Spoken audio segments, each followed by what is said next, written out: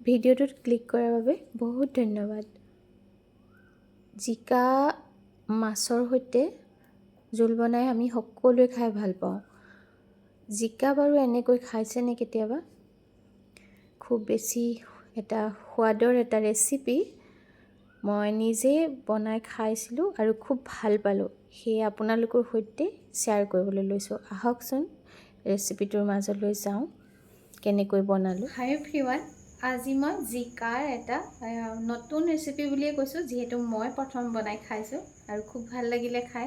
সাধাৰণতে জিকা মাছৰ সৈতে জোল বনোৱা হয় আমাৰ সেই একেই পদ্ধতিৰে, কিন্তু মই অকণমান আজি ইউনিক পদ্ধতিৰে বনাবলৈ চেষ্টা কৰিলোঁ আৰু খাই খুব বেছি ভাল পালোঁ। আশা কৰোঁ আপোনালোকে যিসকলে খোৱা নাই এনেকৈ এবাৰ চেষ্টা কৰি চাব, আৰু খোৱাসকলে মোক কমেণ্ট কৰি জনাবচোন আপোনালোকৰ ভাল লাগেনে বাৰু এনেকৈ খাই। আহকচোন ৰেচিপিটো চাওঁ। খুব সহজ এটা ৰেচিপি।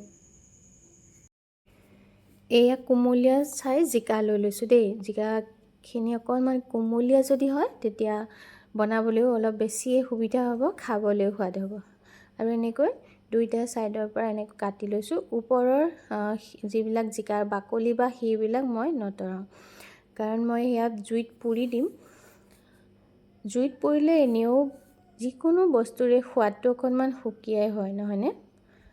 আৰু এনেকৈ মাজতে দুটা ভাগ কৰি লৈছোঁ যাতে পুৰিবলৈ সুবিধা হয়, আৰু ধুনীয়াকৈ ধুই পখালি ল'লোঁ।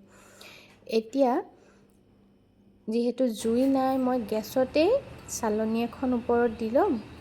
তাৰপিছত তাৰ ওপৰত এয়া জিকাখিনি অলপ অলপকৈ এনেকৈ দি দিম দেই। আপোনালোকে কোনে কোনে এনেকৈ জিকাৰ ভৰ্তা বনাই খাই পাইছে বাৰু? আচলতে এইটো ভৰ্তা ৰেচিপি হয়, চাটনিও ক'ব পাৰি, কিন্তু চাটনিতকৈ ভৰ্তা বুলি ক'লে বেছি ভাল হ'ব। খাবলৈ খুব সোৱাদ হয় গৰম গৰম ভাতৰ সৈতে লেটিয়াই লৈ। আমি সাধাৰণতে মাছ, বিলাহী, জিকাৰেই আঞ্জা বেছি খাওঁ, নহয়নে? কেতিয়াবা অকণমান সুকীয়াকৈ খাই চাবচোন, বৰ সোৱাদ লাগে। আৰু এয়া জিকাৰ পৰা দেখিছেনে পানী একেবাৰে ওলাই গৈছে। জিকাত বহুত পৰিমাণে পানী থাকে, সেইকাৰণেও মানে জিকা খাব লাগে আমি। আৰু এনেকৈ গোটেইকেইটা অলপ অলপকৈ মই পুৰি ল'লোঁ, আৰু লগতে এটা বিলাহীও দি দিছোঁ। এতিয়া সেইখিনি মানে মই মাছ 2 পিচ লৈ লৈছোঁ, দেখিছেনে? পেটৰ ফালটো মাছৰ, সেইটো এটা কথা। পেটৰ ফালটো এইকাৰণেই দিছোঁ যাতে কাঁইট বাচিবলৈ সুবিধা হয়। দীঘল দীঘল কাঁইট থাকে যিহেতু। নিমখ আৰু হালধিৰে প্ৰথমতে মেৰিনেট কৰি লৈছোঁ। এতিয়া মাছখিনি কেনেকৈ কি কৰিম আপোনালোকে চাই থাকক, মই মাছখিনি নুপুৰোঁ। আৰু এয়া একেবাৰে শেষৰ পৰ্যায়, আৰু জিকা পোৰা হৈ গৈছে, লগতে এয়া বিলাহীটো পোৰা হৈ গৈছে। আৰু এইখিনিতে যিসকলে নতুনকৈ মোৰ ভিডিঅ'বোৰ চাই আছে, চেনেলটো ছাবস্ক্ৰাইব কৰি ল'বলৈ নাপাহৰিব দেই, যদি আপোনালোকে মোৰ ভিডিঅ'বোৰ চাই ভাল পায়। আৰু এয়া পিঁয়াজ এটা লৈ লৈছোঁ, মিহিকৈ কাটি ল'ম। আদা, নহৰু আৰু ভোট জলকীয়া লৈছোঁ। জলকীয়া নৰ্মেল ল'লেও হ'ব, আপোনালোকে তেনেকুৱা কথা নাই। আৰু এতিয়া জিকাখিনি গোটেইখিনি হৈ গ'ল, বিলাহী হৈ গ'ল। এইখিনি অকণমান ঠাণ্ডা হ'বলৈ দিছোঁ, ডাইৰেক্ট চুব নোৱাৰোঁ যিহেতু চাফা কৰিবৰ কাৰণে। তাৰ আগতে এতিয়া মাছ 2 পিচ যে মই কি কৰিছিলোঁ সেয়া কৰি লওঁ। আহক এতিয়া কেৰাহী এখনত মাষ্টাৰ্ড অইল দি ল'লোঁ।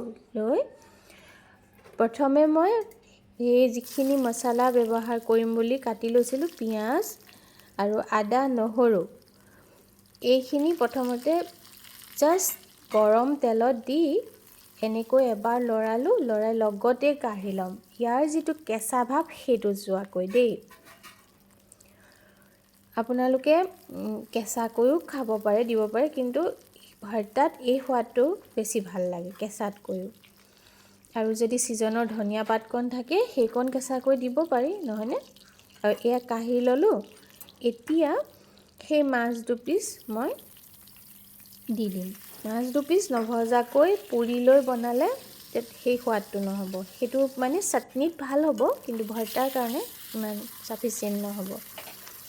আৰু এয়া মাছ 2 পিচ মানে মই এইখিনি চাফা কৰি লওঁ। প্ৰথমতে বিলাহীটো চাফা কৰিবলৈ একোৱেই অসুবিধা নাই, কিন্তু জিকাখিনি চাফা কৰোঁতে অকণমান ক'লা ছাইখিনি এৰুৱাবলৈ অসুবিধা। মই কাষতে অকণমান পানী লৈ লৈছোঁ। পানীত ডাইৰেক্ট মই ডুবাই নিদিওঁ, কিন্তু হাতেৰে মোহাৰি মোহাৰি এনেকৈ চাফা কৰি ল'ম, প্ৰথমতে চুৰিৰে ৰুকি। দেখিছেনে? আৰু ভিডিঅ'টো যদি আপোনালোকৰ চাই ভাল লাগিছে, ঘৰত এবাৰ ট্ৰাই কৰি চাব যিসকলে এনেকৈ বনাই খোৱা নাই। আৰু শ্বেয়াৰ কৰি দিবলৈ নাপাহৰিব দেই আপোনালোকৰ গ্ৰুপ বা ফ্ৰেণ্ড চাৰ্কুলত। সদায়নো একেকৈ কিমান খাব নহয়নে? কেতিয়াবা অকণমান বেলেগ কৰি খাবলৈও মন যায়। আৰু যিহেতু মই যিকোনো খাদ্য এক্সপেৰিমেণ্ট কৰি খাই খুবেই ভাল পাওঁ আৰু বিভিন্ন ধৰণে বনাই। আৰু সেইখিনি তেনেকৈ চাফা কৰি লৈছোঁ। আৰু এফালে মাছ মোৰ হৈ গ'ল ভজা। আৰু এয়া চাওক, মাছখিনি মই কাঢ়ি লৈছোঁ। যেনেকৈ মাছ নৰ্মেলি আমি ভাজোঁ, ভাজা মাছ খাবৰ কাৰণে তেনেকৈ ভাজিলেই হ'ল। বহুত বেছি পাপৰ নিচিনা আৰু কৰি দিব নালাগে।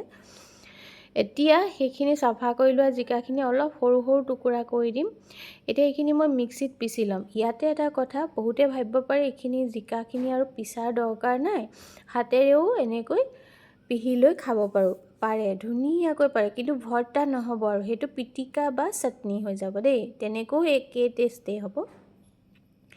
কেতিয়াবা যদি খৰধৰ হয় তেনেকৈ খাবলৈও খুব ভাল লাগে। আৰু মই এইখিনি পিছে এতিয়া মিক্সিত এনেকৈ পিচি ল'ম। তাৰপিছত লগতে বিলাহীটো কাটি লৈছোঁ।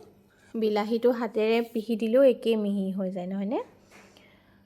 আৰু মোক এগৰাকী ভিউৱাৰ্ছে সুধিছিলে মিক্সিটোৰ দাম কিমান। আচলতে মই তেনেকৈ কৈ দিব নিবিচাৰোঁ। একো ডাঙৰ বস্তু নহয় এইটো। আপুনি যদি মিক্সিটো মোৰ ভাল দেখিছে বোলে এনেকুৱা মিক্সি মোকো লাগে, আপুনি যিকোনো দোকানত এইটো ষ্টাইলৰ বিচাৰি গ'লেই পাব। মই যিহেতু বজাৰৰ দোকানৰ পৰাই লৈ আহিছিলোঁ। আৰু এয়া হৈ গ'ল জিকাখিনি পিছা। আৰু এতিয়া এইখিনি